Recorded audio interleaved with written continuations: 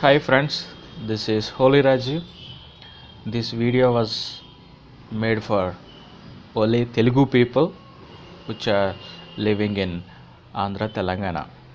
Please cooperate me for making this video a grand success. గడిచిన కొన్ని రోజులుగా హైదరాబాదులో ట్యాంక్ బండ్ దగ్గర డాక్టర్ స్వామి గారి మీద జరిగినటువంటి దాడిని బట్టి ఈరోజు ఎంతగానో నేను బాధపడుతూ ఉన్నాను. ప్రజల్లో ఉన్నటువంటి అసమానతను, ప్రజల్లో ఉన్నటువంటి గలిబిలిని తొలగించడానికి as a fellow believer of క్రైస్ట్గా ఈరోజు మీ ముందుకు రావడం జరిగింది. ఆ స్వామి గారి మీద జరిగినటువంటి ఆ వీడియోను గమనిస్తూ ఉండగా ఆయన మీద దాడి చేసినటువంటి ప్రజలను వాళ్ళు ఏం మాట్లాడుకున్నారు, ఏ విషయాల్లో వాళ్ళు స్వామి గారిని బహుగా దూషించారో అన్న విషయాన్ని నేను ఆలోచిస్తున్నప్పుడు వాళ్ళు ఏ విధంగా ఇన్ఫ్లుయెన్స్ చేయబడ్డారు. చాలామంది ప్రజలు చూస్తూ ఉంటారు ఏంటంటే వాళ్ళు వేరే మతాన్ని బోధిస్తున్నారు, వేరే రకమైనటువంటి పనులు చేయటం వలన ప్రజలను బహుగా హింసిస్తున్నారు అని అనుకుంటూ ఉంటారు. కానీ మనం ప్రజల వైపు నుంచి చూడకుండా దేవుడి వైపు నుంచి మనం చూద్దాం. ప్రజల వైపు నుంచి చూస్తే వాళ్ళు మన సహోదరుని కొట్టారు, చివరకు మన సహోదరుడికి పెరాలసిస్ వచ్చే విధంగా కూడా వాళ్ళు దూషించడం, కొట్టడం కూడా జరిగింది. ఇదంతా బాధాకరమైన విషయం. ఆ వీడియోని మనం గమనించినట్లయితే సాతాను ఏ విధంగా వాళ్ళని మోటివేట్ చేశాడు, ఏ విధంగా దేవుడు సృష్టి అయినటువంటి మనలందరినీ ఏ విధంగా ఒకే దేవుడు సృష్టించినప్పటికీ మనిషిలో ఈ భిన్నత్వాలు, ఈ మనుషుల్లో ఉన్నటువంటి ఈ మతపు అనేటువంటి ఒక పెనుభూతం మనుషులు ఏ విధంగా వేరు చేస్తుందో ఈరోజు మనం గమనించవచ్చు. కాబట్టి మనం లోకంలో గురించి చూస్తే లోకం మొత్తం దుష్టి యందు ఉంది. లోకంలో ప్రతి ఒక్క మనిషి, ప్రతి ఒక్క మనస్సు చీకటి బారిపోయింది. ఆ వీడియోని మనం గమనిస్తే స్పష్టంగా అర్థమవుతుంటుంది. ఒక వ్యక్తి ఏమో నువ్వు మతాన్ని ప్రకటిస్తున్నావు అంటాడు, ఒక వ్యక్తి ఏమో బూతులు భయంకరంగా తిడుతూ ఉన్నాడు, ఒక వ్యక్తి ఏమో ఆ బైబిల్ని తీసుకుని వీడు ప్రతిసారి ఇలాగే చేస్తున్నాడు, నెక్లెస్ రోడ్లో ఇలా చేశాడు, ఇప్పుడు ఇలా చేస్తున్నాడు అని చేస్తూ ఉన్నాడు. కానీ స్వామి గారు చేసింది అక్కడ ఏమి తప్పు ఏమీ లేదు. ఆయన ఉదయాన్నే లేచి వెళ్ళే వారికి ప్రభువుని గురించి చెప్పాలి, ప్రభువులో ఉన్నటువంటి నిజమైనటువంటి స్వతంత్రాన్ని చెప్పాలి అని ఎంతో ఆశ కలిగి ఉన్నాడు. అందులో తప్పేమీ లేదు. అయితే ఇక్కడ కొంతమంది ప్రజలు గుమిగూడి ఆయన్ని తిట్టడం, దూషించడం అనేటువంటిది అది ఎంతో కొంచెం బాధాకరమైనటువంటి విషయం. వాళ్ళు ముందుగా దూషించింది మొట్టమొదటిగా మతము అని. అసలు మతం అంటే ఏంటి? భారతదేశంలో ఇన్ని మతాలు ఉన్నాయి కదా, అసలు మతం అంటే ఏంటో మనం ఈ రోజున తెలుసుకుందాం. నేను ఎవరిని దూషించట్లేదు, స్వామి గారిని కొట్టిన వాడిని కూడా దూషించట్లేదు. ఎందుకంటే మా ప్రభువు చెప్పాడు నిన్ను శత్రువులను సహితం ప్రేమించాలని. కాబట్టి ప్రభువు సిద్ధాంతానుసారంగా ఆయన ఆత్మ కలిగినటువంటి పిల్లలుగా, ఆయన స్వరూపాన్ని కలిగినటువంటి పిల్లలుగా ఈరోజు మేము చేయవలసింది క్షమించటం. కాబట్టి ఆ క్షమ గుణం కలిగినటువంటి మేము ప్రతిదీ జ్ఞానయుక్తంగా మనం ఆలోచించాలి. కాబట్టి ఈరోజు మతం అంటే ఏంటో వాళ్ళకి సమాధానం చెప్పాలనుకుంటున్నాను. నా ప్రియ సహోదరులే, సహోదరులారా, మనమందరము చీకటిగా మనం మనోనేత్రాలు మూయబడి ఈ లోకంలో బ్రతుకుతున్నప్పుడు దేవుడి కృప చేత మనం అందరము క్రీస్తు చేత లేపబడ్డాము. అయితే చాలామంది భారతదేశంలో ఉన్నటువంటి వారు మతము అనే ఊబిలో కుప్పబడి దేవుని తిరిగినటువంటి పరిస్థితుల్లో మనిషి ఆలోచనల ప్రకారం వెళుతూ ఉన్నారు. మతము అంటే ఏంటో చెప్తాను. ముందుగా మతము అంటే ఇంగ్లీష్లో రిలీజియన్ అనేటువంటి వర్డ్ని లాటిన్ వర్డ్లో ఉన్నటువంటి రిలిగేర్ అనే వర్డ్ నుంచి తీసుకోవడం జరిగింది. రిలిగేర్ అంటే టు బైండ్, అంటే రిలీజియన్ అంటే to bind himself to God. తన్ను తాను బంధించుకుని దేవునికి అనుగుణంగా మార్చుకోవాలని ప్రయత్నించేదే మతము. భారతదేశంలో అనేక రకాలైనటువంటి మతాలు ఉన్నాయి, అనేక రకాలైనటువంటి సంస్కృతులు ఉన్నాయి. అయితే ఈ మతాలన్నీ చెప్తున్న ఉన్నది ఏంటంటే మనిషి మంచి చేస్తే, మేలు చేస్తే దేవుడు మిమ్మల్ని ఆశీర్వదిస్తాడు. దేవుడు మిమ్మల్ని ఆశీర్వదించటం వలన మీరు రక్షించబడతారు, నరకం నుంచి తప్పించబడతారు అని. అయితే మతం ఏమీ చెప్పదు ఒక మనిషి ఇట్లాంటి వాడు. ఒక వ్యక్తి అక్కడ డాక్టర్ స్వామి గారిని దూషిస్తున్నప్పుడు ఒక వ్యక్తి అన్నాడన్నమాట, మతం నువ్వు చెప్తున్నావు అంటే, బ్రదర్ మతం గురించి మీకు ఏమైనా తెలుసా? మతము అంటే నిన్ను నీవు బంధించుకుని దేవుని మహిమపరచాలని చూస్తూ ఉంటారు. చాలామంది ఈ రోజున అనేక మంది తమ శరీరాన్ని ఖండించుకుంటూ ఉంటారు, తన రక్తము వలన దేవుణ్ణి ఆరాధించాలని చూస్తూ ఉంటారు. అనేక మంది తమ కాలినడకన వెళ్ళి దేవుణ్ణి దర్శించుకోవాలని చూస్తూ ఉంటారు. తమ శక్తిని, తమ బలాన్ని నమ్ముకుని దేవుణ్ణి ఏదో మెప్పు చేయాలి, దేవుడికి ఏదో ఘనత కలిగించాలని చాలామంది చూస్తూ ఉంటారు. కానీ దేవుడు మనుషుల కోసం ఏం చేస్తున్నాడో మనుషులకు తెలియదు. కాబట్టి మతము అంటే నీవు బంధించుకొని దేవునికి దాసుడిగా చేసుకోవడం. కాబట్టి ఈ లోకంలో చాలా రకాలైనటువంటి మతాచారాలు ఉన్నాయి. అవి అన్నీ మానవుడు దేవుడికి ఏదైతే చేయాలో అది చెప్తున్నాయి, కానీ ఒక మానవుడిని మార్చేటటువంటి స్థితిలో లేరు. మతము ఒక మనిషిలో ఉన్నటువంటి స్వార్థాన్ని తొలగించలేదు. మతము ఒక వ్యక్తిలో ఉన్నటువంటి కోపాన్ని తొలగించలేదు. మతము ఒక వ్యక్తిలో ఉన్నటువంటి వ్యభిచారపు తలంపులను మార్చలేదు. మతము ఒక వ్యక్తిలో ఉన్నటువంటి ఆ కుట్రలు, ఒక వ్యక్తిలో ఉన్నటువంటి కోపము, ఆవేశము, దుర్భాష, స్వామి గారి వీడియోలో చూస్తున్నప్పుడు తెలుస్తూ ఉంటుంది. ఒక వ్యక్తి భయంకరమైనటువంటి బూతులు మాట్లాడుతూ వచ్చాడు. ఆ బూతులు, మతము బూతులు ఆడకుండా మనిషిని చేయలేదు. ఈ రోజున యూత్ ఎక్కడ చూసినా పెడదావ పట్టి వాళ్ళందరూ నాశనం అయిపోతున్నారు. ఎక్కువ మంది ఫారిన్ వెస్ట్రన్ కల్చర్ నేర్చుకుని బహుగా పెళ్లి కాకుండానే విచ్చలవిడిగా తిరుగుతూ ఉన్నారు, తాగుళ్ళు తాగుతూ ఉన్నారు. ఎక్కడ చూసినా హైదరాబాద్లో ఎక్కడ చూసినా గుట్కాలు తింటూ ఉంటారు, పాన్ పరాగులు నలుపుతూ ఉంటారు, సిగరెట్స్ తాగుతూ ఉంటారు. సిగరెట్స్ తాగటంలో లింగ భేదాలు లేకుండా పోయినాయి ఈ రోజున. సో మతము మంచి చేయండి అని చెప్తుంది, సిగరెట్ తాగొద్దని చెప్తుంది, మద్యం సేవించడం ఆరోగ్యానికి హానికరం అని చెప్తుంది, మతం దేవుడిని ఆరాధించాలని చెప్తుంది, మతం ప్రదర్శనలు చేయాలని చెప్తుంది. అయితే మతము ఒక వ్యక్తిని మార్చలేదు. మతం ఒక వ్యక్తిని మార్చలేదు. మరొకసారి చెప్తున్నాను, మతము అంటే లాటిన్ భాషలో ఉన్నటువంటి రెలిగేర్ నుంచి తీసుకోబడటం జరిగింది. రెలిగేర్ అంటే నిన్ను నీవు బంధించుకోవడం దేవుడికి. రెండవదిగా బైబిల్ గురించి చాలామంది అక్కడ చెడ్డుగా మాట్లాడటం జరిగింది. అసలు బైబిల్ ఏం చెప్తుంది? బైబిల్ అంటే వివిలోస్ అనే గ్రీక్ పదం నుంచి తీసుకోవడం జరిగింది. వివిలో అంటే మనం ఏ విధంగా మన పుస్తకాలను చూస్తూ ఉంటాం, పుస్తకము. వివిలోస్ అంటే పుస్తకం, గ్రీక్లో పుస్తకం అని. సో బైబిల్ అనేటువంటిది అనేక పుస్తకాలు కలిగినటువంటి ఒక పుస్తకం. ఈ 66 పుస్తకాలు ఉంటాయి బైబిల్లో. ఈ 66 పుస్తకాలలో క్రీస్తు ఉంటాడు. క్రీస్తు అంటే ఈ రోజుని చాలామందికి తెలియదు. క్రీస్తు అంటే చాలామంది కూడా ఒక మతముగా పరిగణించడం జరిగింది. కానీ క్రిస్టియానిటీ అనేటువంటిది మతము కాదు. ఎందుకు మతం కాదు చెప్తాను. మతము అంటే నీవు దేవుడికి ఏ విధంగా బంధించుకోవటం. అయితే మతము ఒక వ్యక్తిని మార్చలేదు. కాబట్టి దేవుడే ఈ మనిషిని మార్చాలి అని, దేవుడే మనిషి స్వరూపాన్ని ఎత్తి, దేవుడే తన్ను తాను బంధించుకుని మానవుడి కోసం వచ్చాడు. మతం ఏం చెప్తుంది?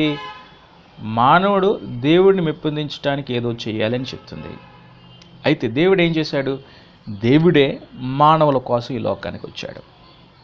కాబట్టి బైబిల్ అంటే it's like a book. But అందులో ఆ బుక్లో 66 బుక్స్లో క్రీస్తు ఉన్నాడు. ఆ క్రీస్తు ద్వారా ఒక దుర్మార్గుడైనటువంటి మనిషి, ఇప్పుడు అక్కడ స్వామి గారిని దూషిస్తున్నాడు ఒక ఆయన సహోదరుడు. ఆయన బూతులతోటే మాట్లాడుతున్నాడు. అంటే ఆయన బూతులు మాట్లాడుతున్నాడు అంటే ఆయన బూతులు మాట్లాడేటటువంటి స్వభావం చేత, ఎదుటివారిని దూషించేటటువంటి స్వభావం చేత ఎదుటివారిని కొట్టడం. ఇప్పుడు చాలామంది స్వామి గారిని కొట్టారు. ఆ ఎదుటివారిని కొట్టడం, స్వామి గారిని కొట్టడం అంటే అది ఏ లక్షణం? అది దైవత్వ లక్షణం కాదు. దైవత్వ లక్షణం కాదు. మతం ఏం చెప్తుంది? అందరినీ సహోదరులను ప్రేమించండి అని చెప్తుంది. అయితే నువ్వేం చేసావు అక్కడ? స్వామి గారిని కొట్టారు, భయంకరంగా దూషించారు. ఆయన తిరిగి ఏం మాట్లాడలేదు కదా. ఎందుకంటే ఆయనలో మనం చూడొచ్చు క్రీస్తుని. కాబట్టి అక్కడ కొట్టారు, దూషించారు. ఇదంతా చేయడానికి గల కారణం మనం అనుకుంటాం ఆ వ్యక్తులని. మీకు తెలుసా బ్రదర్స్, మీరు ఏ వ్యక్తిని అయితే దూషిస్తున్నారో ఆ వ్యక్తి పంచుతున్నటువంటి బైబిల్లో నీవు మాట్లాడిన ఆ బూతులకు పాప క్షమాపణగా ఆయన తన రక్తాన్ని కార్చిన క్రీస్తు బైబిల్లో ఉన్నాడు. ఏ వ్యక్తితో ఆ స్వామి గారిని కొట్టారు భయంకరంగా, ఆ కొట్టినటువంటి పాపాలని ఆ వాళ్ళ మీద మోపాలి. నువ్వు కొట్టినందుకు నువ్వు ఆ శిక్షని అనుభవించాలి. అయితే నువ్వు కొట్టినటువంటి ఆ శిక్షను ప్రవైనటువంటి ఆ బైబిల్లో ఉన్నటువంటి క్రీస్తు అనుభవించాడు. అంటే మతం ఏం చెప్తుందంటే నిన్ను మంచి చేయాలని చెప్తుంది. దేవుడు ఏం చెప్పాడంటే నువ్వు మంచి చేసేటటువంటి స్వభావం నీకు లేదు. కాబట్టి దేవుడే తన్ను తాను బంధించుకుని ఒక మానవుడి రూపంగా ఈ లోకానికి వచ్చాడు.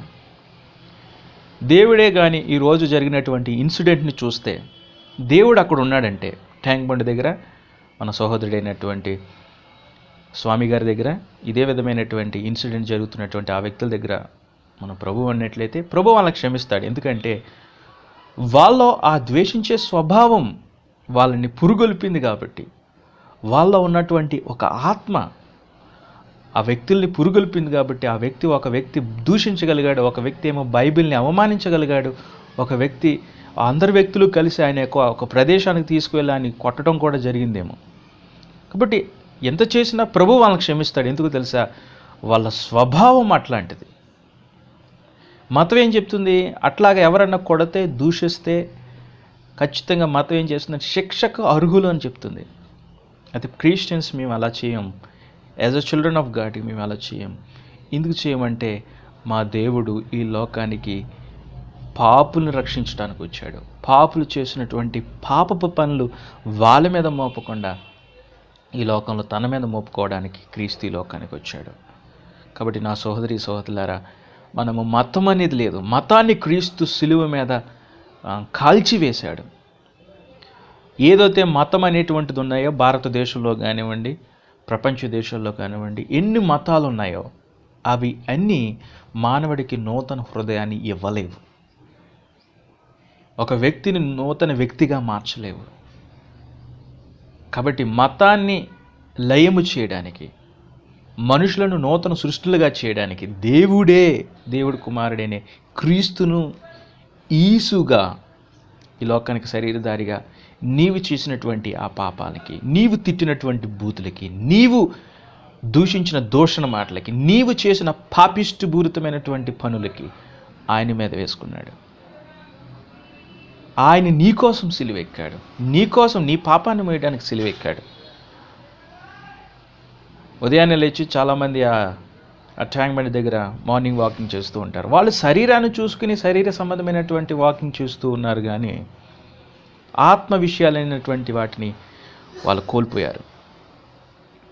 మరి ఆ స్వామి గారికి ఉన్నటువంటి ఆ దీక్షతను బట్టి ఆయన ఉదయాన్నే లేచి మీకులాగా శుభ్రంగా వాకింగ్ చేసుకోవచ్చు కదా? లేదు కదా. ఆయన ఉదయాన్నే లేచి చెవిలో పాపం దూదులు పెట్టుకుని, కాటన్ పెట్టుకుని చలియకుండా పాపం ఉదయాన్నే లేచి చక్కగా బైబిల్ని తీసుకుని బైబిల్లో ఉన్నటువంటి క్రీస్తుని చెప్పాలి అని ఆ మార్కెట్ ప్లేస్లోకి వచ్చి అందరికీ ఇవ్వాలని ఇస్తుంటే ఆయన ఏం చేశాడు? మీకేమైనా చెడు చేశాడా? లేదు. అయితే నీవు మాత్రం ఆ మనిషికి చెడు చేశావు. ఒక వ్యక్తిని దూషించటం, ఒక వ్యక్తిని కొట్టడం, ఒక వ్యక్తిని అవమానపరిచేటటువంటి హక్కు ఎవరిచ్చారు? అంటే ఆ హక్కు ఎవరిచ్చారు అంటే ముందుగా నీ హృదయాన్ని నువ్వు చూసుకో. నీ హృదయంలో ఒక శక్తి, అంధకార సాతాను బలం నీలో పనిచేస్తుంది. సహోదరి ఎవరైతే స్వామి గారిని కొట్టారో, దూషించారో, మతం అనే పెనుభూతం చేత పట్టబడి ఉన్నారు ఆ సహోదరులకి నేను చెప్తూ ఉన్నాను. సహోదరులారా, ఈరోజు మీకు చెప్తూ ఉన్నాను, మన శరీరంలో పాపం నివసిస్తూ ఉంది. మనలో మంచి చేసేటటువంటి గుణము ఎంత కూడా లేదు. మనమందరము పాపులమే, దుర్మార్గులం, దుష్టులం, నోరిప్పితే బూతులు. ఉదయాన్నే లేచిన వాకింగ్ చేసేసినంత మాత్రాన హృదయం మార్చబడుతుందా? ఖచ్చితంగా మార్చబడదు. హృదయం మార్చబడితే సమస్తం మార్చబడుతుంది. దయచేసి మతం అనే ఊబి నుంచి బయటికి రండి. మతం ఏం చేస్తుందంటే మనుషులు ఏదైతే చేయజాలలేరో అది నీ నీ భుజాల మీద మోపుతుంది. ఆ మనిషి అది చేయలేడు. అయితే దేవుడే ఈ లోకానికి తన్ను తాను బంధించుకుని ఈ లోకానికి వచ్చాడు. మీరు వింటానంటే 2 నిమిషాలు మీతో కొన్ని మాటలు నేను మాట్లాడాలనుకుంటూ ఉన్నాను. ఏమిటంటే మానవుడు చెడు చేయడానికి ఇక్కడ 2 వ్యక్తులను చూద్దాం. ఒకటి స్వామి గారు, రెండవది వేరే పార్టీ సంబంధించిన వంటి వాళ్ళు, వేరే మనుషులు. 2 రకాలైనటువంటి ఆత్మను మనం చూడొచ్చు. ఇక్కడ స్వామి గారి ఆత్మను చూద్దాం. స్వామి గారు ఉదయాన్నే లేచి చక్కగా తన ఆత్మపూర్వకంగా బైబిల్ ఇస్తూ ఉన్నాడు. ఎవరికి హాని చేయట్లేదు, ఎవరిని రోడ్డు మీద వెళ్ళేటటువంటి వారిని ఎవరిని పట్టుకుని దూషించట్లేదు. బైబిల్ చదవండి అయ్యా, బైబిల్ చదవండి, బైబిల్లో నీ పాపరక్షకుడైన క్రీస్తున్నాడని చెప్తూ ఉన్నాడు. మంచిది. అయితే వేరే ఆత్మలు చూద్దాం. ఆయన చక్కగా ఆయన పని ఆయన చేసుకుంటూ ఉన్నాడు. అయితే అక్కడ 4 ఆత్మలు 5 ఆత్మలు పోగైనాయి. అక్కడ ఒక ఆత్మ భయంకరంగా తిట్టుతుంది, భయంకరంగా బూతులు తిడుతున్నాడు. ఒక ఆత్మ బైబిల్ని పట్టుకుంటూ ఉన్నాడు. వీడు ఇక్కడే కాదు వేరొక చోటను కూడా ఇస్తున్నాడు వీడు.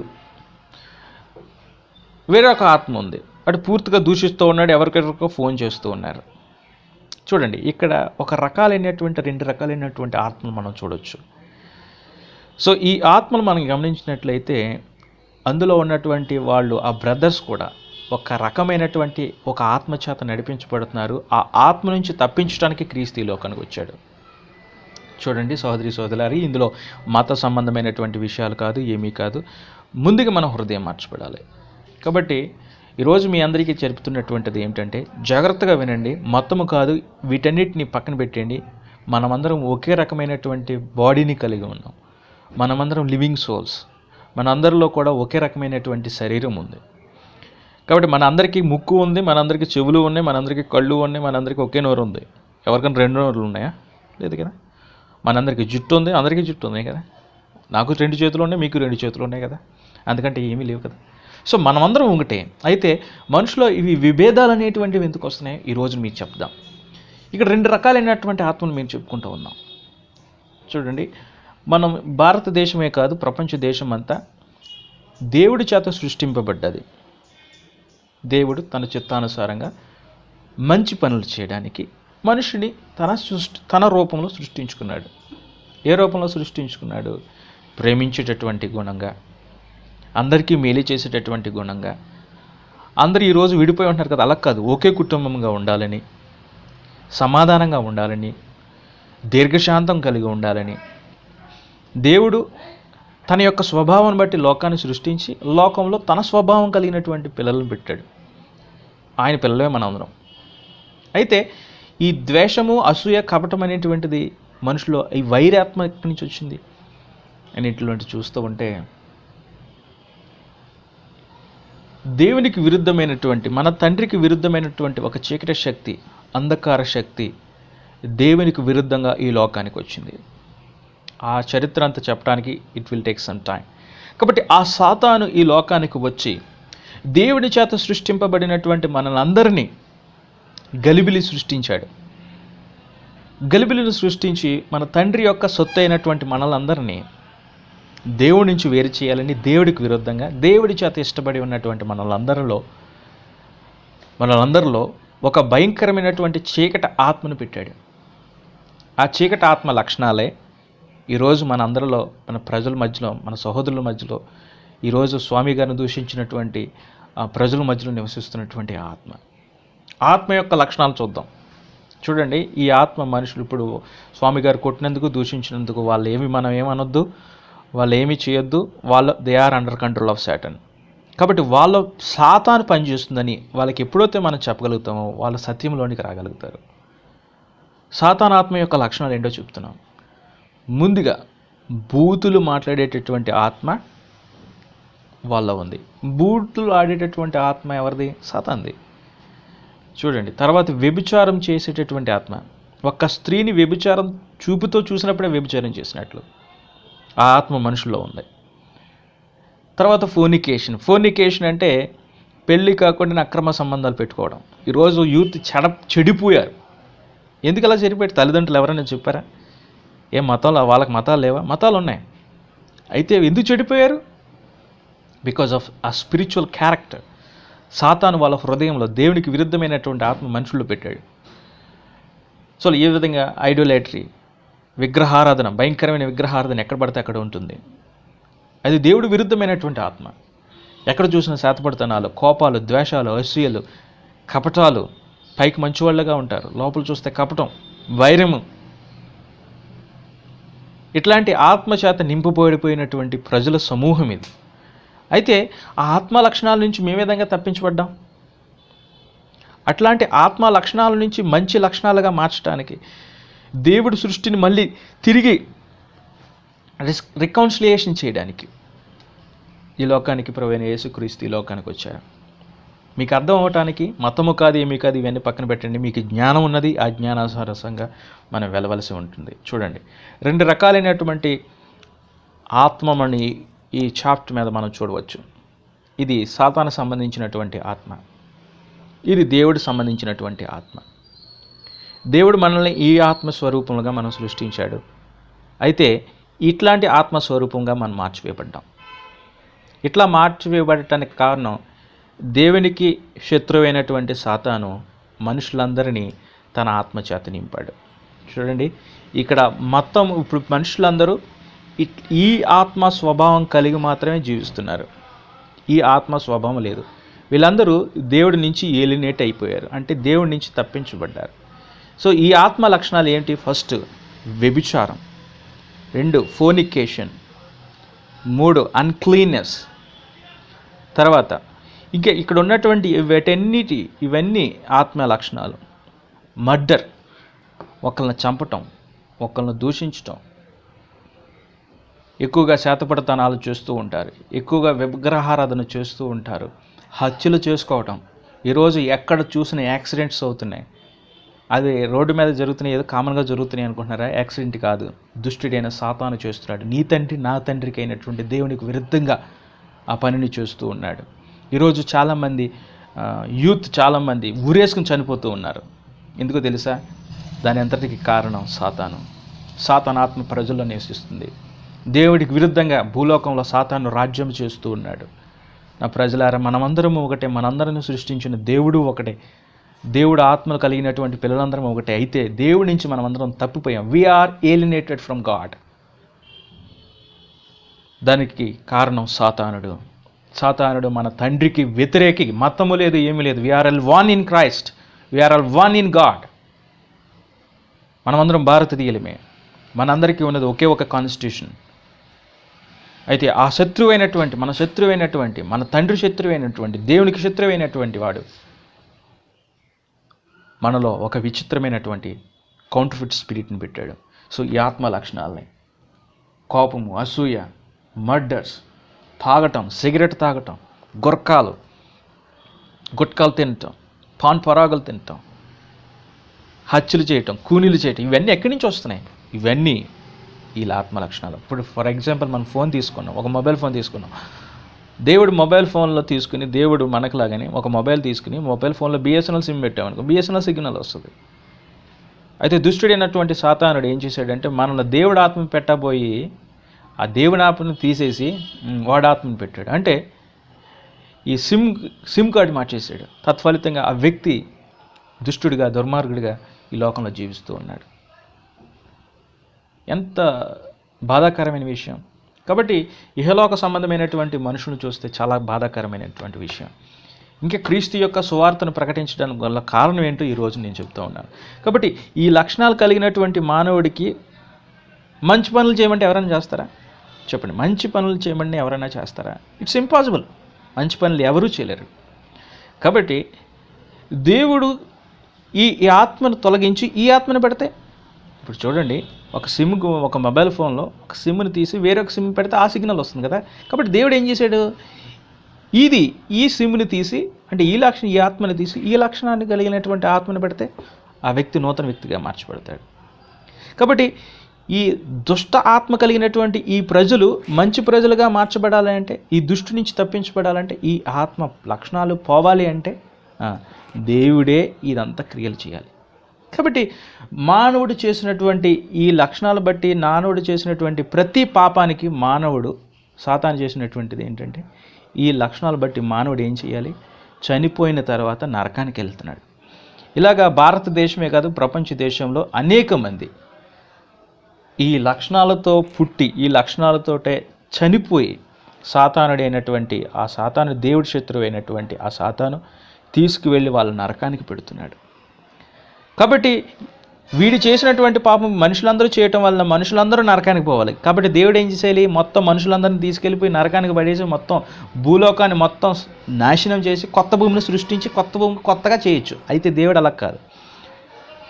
దేవుడు మంచివాడు, దేవుడు ప్రేమమయుడు. నీకులాగా దూషించేవాడు కాదు, నీకులాగా కొట్టేవాడు కాదు. ఆయన కొట్టాలంటే దూషించాలంటే 2 నిమిషాలు కాదు, సెకండ్ చాలు. ఫ్రాక్షన్ ఆఫ్ మినిట్లో మొత్తం లోకమంతా స్మాష్ అయిపోతాయి. కాబట్టి ఈరోజు నేను చెప్తున్నాను, కాబట్టి ఒక దుష్టమైనటువంటి వ్యక్తి మంచి వ్యక్తిగా మార్చబడాలి అంటే ఏం చేయాలి? నువ్వేం చేయలేదు, నిన్ను సృష్టించిన సృష్టికర్త మీద ఆధారపడాలి.